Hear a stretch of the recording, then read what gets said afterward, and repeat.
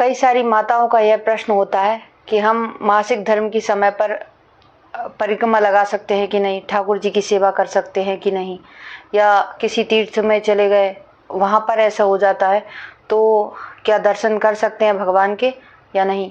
अगर देखिए, महिलाओं को, माताओं को, सबको पता रहता है कि हमें किस समय पर मासिक धर्म होना है, तो उस समय पर आप प्रयास यह करें कि आप तीर्थ क्षेत्र ना जाएं। शास्त्र कहते हैं कि ऐसी अवस्था में उस समय पर शरीर अशुद्ध होता है, उस समय पर रसोई घर में भी प्रवेश नहीं करना चाहिए, क्योंकि रसोई घर में मां अन्नपूर्णा देवी का वास होता है। इसलिए वहां की मर्यादा बनाए रखने के लिए आपके घर में कोई और स्त्री है तो उस समय पर घर की दूसरी स्त्रियां रसोई का कार्य संभालें, जो रजस्वला स्त्री है उससे कार्य ना कराएं। दूसरी बात, अगर उनको कार्य करने का ज़्यादा ही मन है कि नहीं भाई मैं बिना काम के नहीं रह सकती हूँ, तो आप झाड़ू पोछा का कार्य कर सकती हैं, बाहर का कार्य संभाल सकती हैं, परंतु रसोई का ही कार्य क्यों संभालना।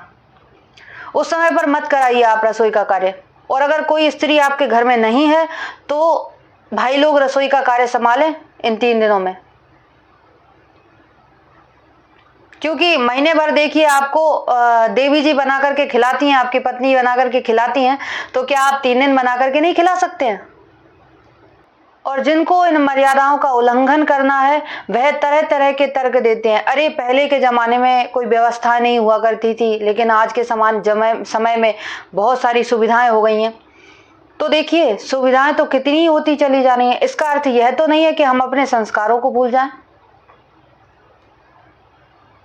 यह परमात्मा ने अगर यह नियम बनाया है, महीने में अगर आपके लिए 4 दिन निषिद्ध बताए हैं रसोई घर में जाने के लिए, भगवान की सेवा करने के लिए, तो मानिए ना, आराम कीजिए 4 दिन। कई कन्याओं को मैंने देखा है इन सब बातों को झुठलाने के लिए, वो महीने भर में भले ही काम ना करें लेकिन 4 दिन रसोई में जरूर प्रवेश करती हैं, ताकि बड़े बुजुर्गों की बातों को, धर्मशास्त्रों को झुठलाया जा सके। तो अब बात करते हैं लड्डू गोपाल जी की सेवा की। वो लड्डू लेकर के बाल रूप बना करके बैठे हैं, बहुत सुंदर रूप बनाया है। तो इसका अर्थ यह नहीं है कि हम उनको सब्जी भाजी समझ लें, कोई जीव जंतु समझ लें कि नहीं हम उसकी सेवा कर सकते हैं।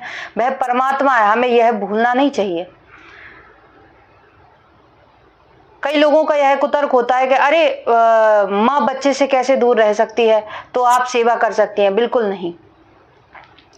उस समय पर आपके पतिदेव सेवा करें, या घर में कोई अन्य स्त्री है तो उनकी वो सेवा करें।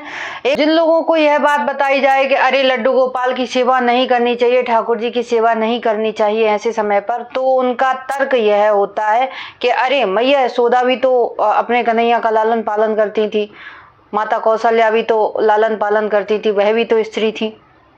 तो देखिए, मैया यशोदा कोई साधारण नहीं थी, और भगवान स्वयं परमात्मा है। भगवान से कोई रिश्ता लगा रहे हैं तो हमें उस रिश्ते की मर्यादा रखनी चाहिए, ना कि अनर्गल कोई काम करना चाहिए, शास्त्र विरुद्ध कोई काम करना चाहिए। क्योंकि हमारे शास्त्र कहते हैं, हमारी प्रकृति इस बात का सबूत दे रही है कि अगर रजस्वला स्त्री कोई पापड़ को या कोई अचार अगर डल रहा हो, उसको उस पर उसकी नजर पड़ जाए तो वह खराब हो जाता है। यह हम नहीं कह रहे हैं, यह प्रकृति प्रमाण दे रही है। परंतु कुछ लोग इस बात को झुठला देते हैं, अरे ये तो लॉजिक है। कई सारी बातें सुनने में आ रही हैं कि देवी द्रौपदी के बारे में अनर्गल बातें हो रही हैं, करी जा रही हैं कि देवी द्रौपदी तो उस समय पर रजस्वला थी, भगवान ने उनका वस्त्र बढ़ाया, साड़ी बढ़ाई, तो भगवान ने उस समय पर उनको टच किया, तो वो मर्यादा नहीं थी क्या? वहां पर भगवान ने अपनी मर्यादा क्यों भुला दी? तो सबसे पहली बात तो आप यह जान लें, यह पढ़ लें कि भगवान ने वस्त्र को बढ़ाया है, भगवान ने साड़ी को बढ़ाया है। यह कहीं भी नहीं लिखा है कि भगवान ने द्रौपदी को टच किया। भगवान ने साड़ी को बढ़ाया है। भगवान ने उस समय पर, अब एक बात बताइए कि अगर कोई रजस्वला स्त्री है, कहीं किसी खतरे में पड़ जाती है, अगर वह भगवान को पुकारती है और भगवान अगर उसकी सहायता कर देते हैं, तो इसका अर्थ यह थोड़ी है कि भगवान ने उसको टच किया। देते हैं, जिन धर्म ग्रंथों को आप पढ़ रहे हैं उन्हीं पर आप प्रश्न चिन्ह लगा रहे हैं, जबकि ऐसा कुछ भी नहीं है। जो बात सत्य है, जो बात लिखी हुई है, जो मर्यादाएं लिखी हुई हैं, उन्हीं पर आप विचार करें, उन्हीं पर आप वक्तव्य दें, तो आपके लिए अच्छा हो।